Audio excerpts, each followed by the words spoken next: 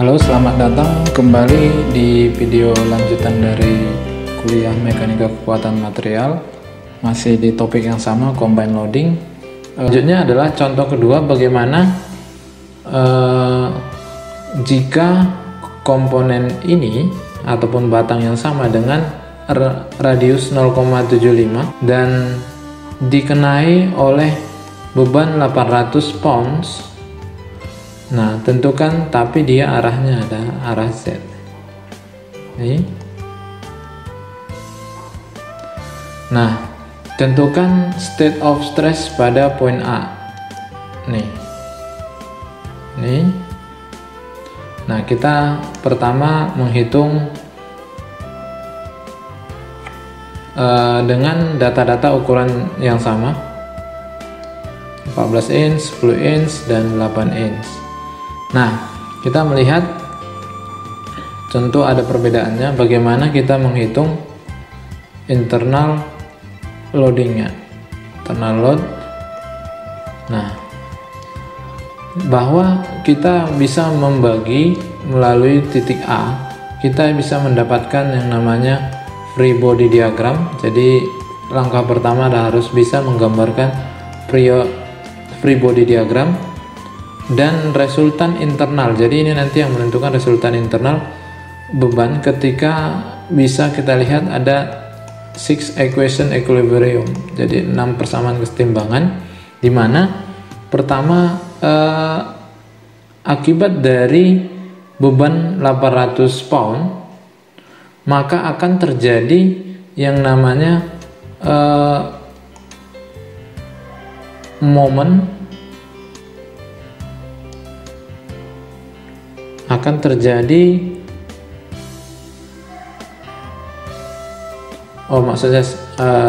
akan terjadi tegangan geser gitu ya, tegangan geser. Nah, kemudian akan terjadi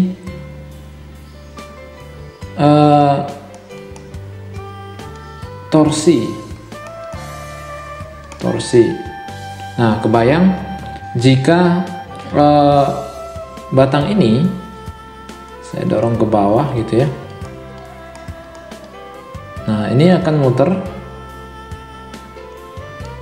muter di sumbu Y, sehingga titik A ini akan berusaha melawan ke arah sana, sehingga adanya yang akibat gaya 800 pound saya putar. Ini ibarat memutar kunci L gitu ya. Ini saya putar, kemudian dia akan melawan, dan ini akan mengakibatkan torsi. Nih, torsi. Nah, kemudian 800 pound ini juga mengakibatkan batang ini akan mengalami yang namanya tegangan geser pada sumbu X. Jadi akibat beban ini seolah-olah ini akan terjadi tegangan geser di sini jika ini saya tekan sebesar 800, dan ini akan berusaha untuk titik kritisnya akan patah di sini. Oke, nanti kita lihat masing-masing bagaimana menggunakannya. Nah, pertama adalah shear force. Shear force di sini tegangan geser, kita sudah dijelaskan tadi. Kita bisa melihat adanya distribusi tegangan pada titik A, dan ini menunjukkan bahwa distribusi tegangan yang terjadi pada titik A itu berupa tegangan geser. Ini tegangan geser. Ini pada penampang di mana titik A itu berada di sini. Nah, kita bisa menentukan dengan menggunakan rumus pertama. Kita harus mencari tahu dulu Q-nya. Q itu berhubungan dengan semicircular areanya. Maka rumusnya adalah Y dikali A, di mana Y di sini adalah 4 dikali radiusnya inch dibagi 3 pi, atau bisa kita lihat di dalam textbook yang disediakan gitu ya. Nah, kemudian dikali, ini adalah Y-nya. Nah, dikali dengan A. A-nya di sini adalah lihat setengah pi dikali 0,75 inch kuadrat.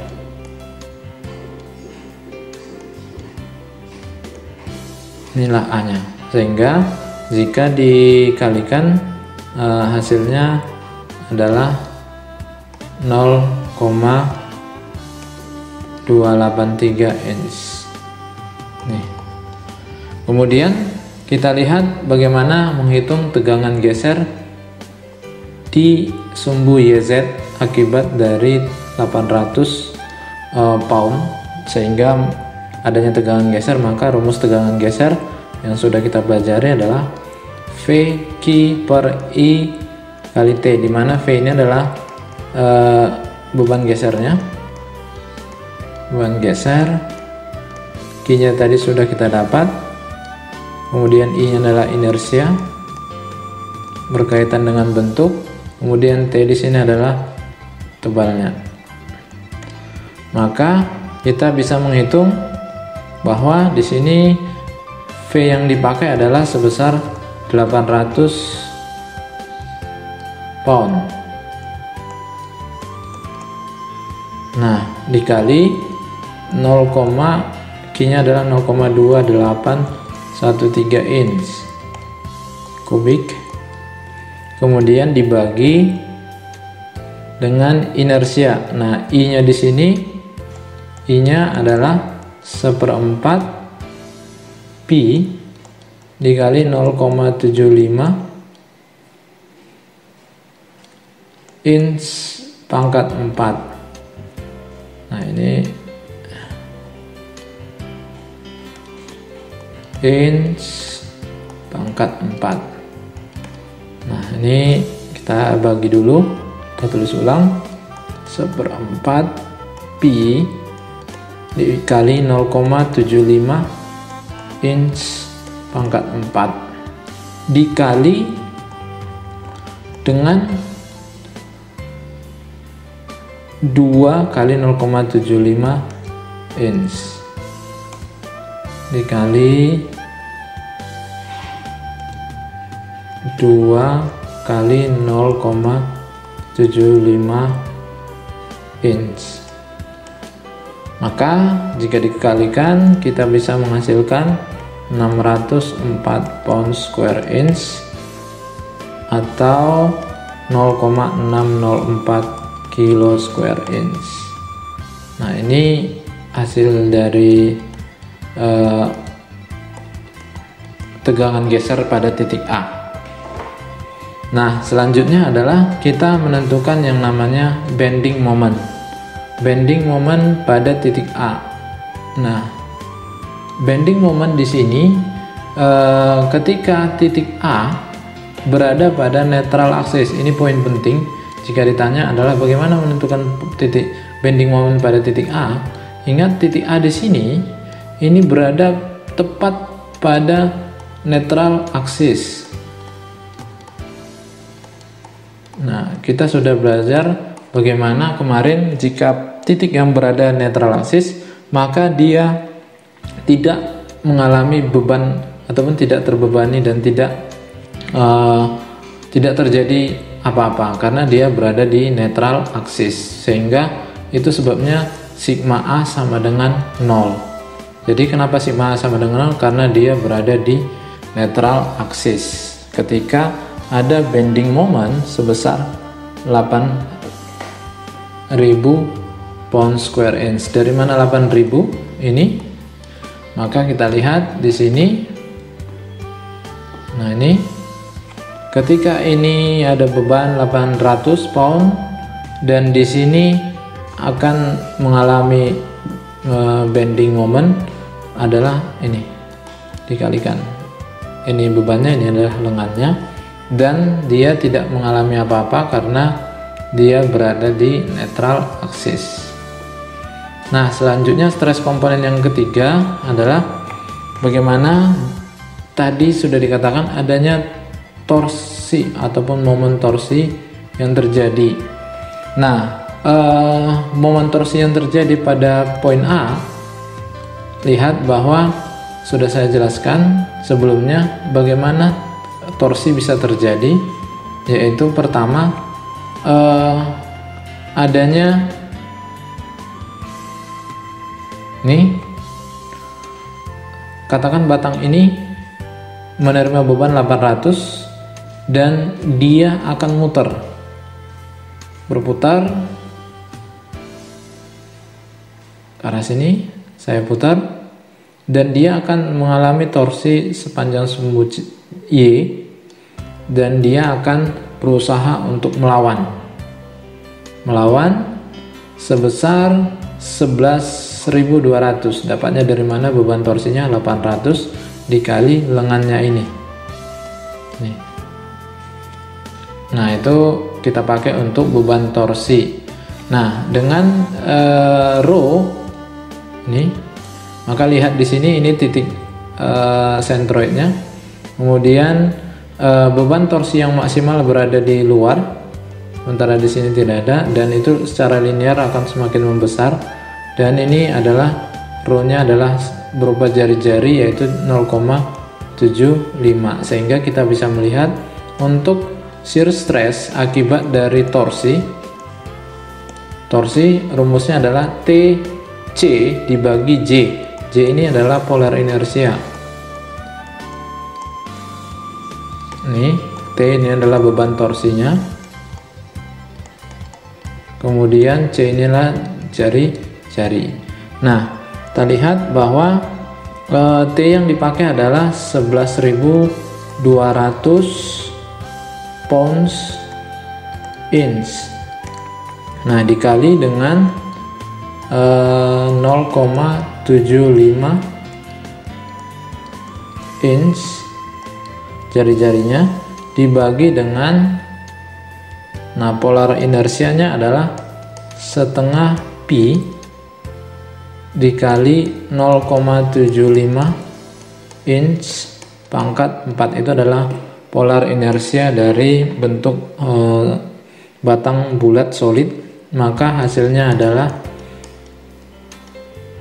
16.901 pound square inch, atau bisa dibuat menjadi 16,9 pound square inch. Oh, maksudnya di sini ini salah, harusnya ini diganti menjadi KSI, kilo square inch. Oke, jadi kita dapat beban torsi tadi adalah 11.200, sehingga momen torsinya adalah 16,9 kilo square inch yang berada di sini, dan ini paling diderita oleh bagian luar. Nah, tentunya titik A itu adalah titik bagian terluar, jadi dia mengalami yang namanya torsi maksimum. Nah, kita lihat superposisinya dari semua elemen yang sudah kita cari. Nah, kemudian kita bisa melihat bahwa titik A akan terbebani oleh shear stress komponen. Shear stress komponen, di mana shear stress komponen tadi adanya beban-beban yang sudah kita dapat. Pertama, 0,604 KSE, kilo square inch. Ini adalah beban akibat shear force, tegangan geser. Kemudian adanya 16,9 kilo square inch, ini tadi akibat torsi momen.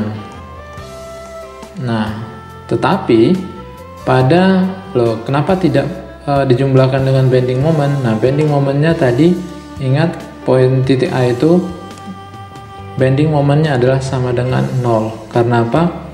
Karena titik A ini berada di neutral axis, sehingga dijumlahkan total yang diterima komponen poin A adalah adanya 17,5 kilo square inch. Jadi sudah diperlihatkan di free body diagramnya, titik A di sini menerima beban ini torsi, ini adalah beban geser, sementara ini adalah bending moment.